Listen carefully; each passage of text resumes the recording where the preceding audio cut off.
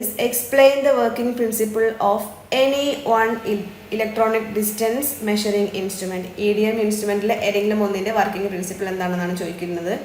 So we can discuss the working principle of geodemeter. Okay, we already learned two examples. Geodemeter and tellurimeter are two examples for electronic distance measurement that we discussed in the first question. So here geodemeter works on the principle of measuring the time taken by a modulated light wave to travel from instrument to a reflector and back. This is the instrument.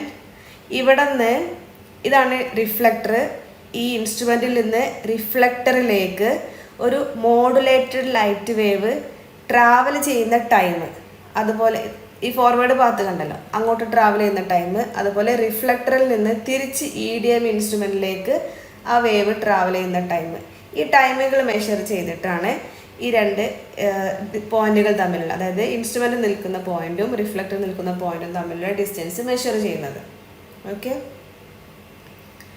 അതായത് time taken by the modulated wave to travel from instrument to the reflector and back. ആ ഒരു time മനസ്സിലാക്കിയിട്ട് അതിനെ base ചെയ്തിട്ട് distance between these two points അത് find out ചെയ്യാം. That is the working principle. And we can discuss one more thing. നിങ്ങൾക്കറിയാം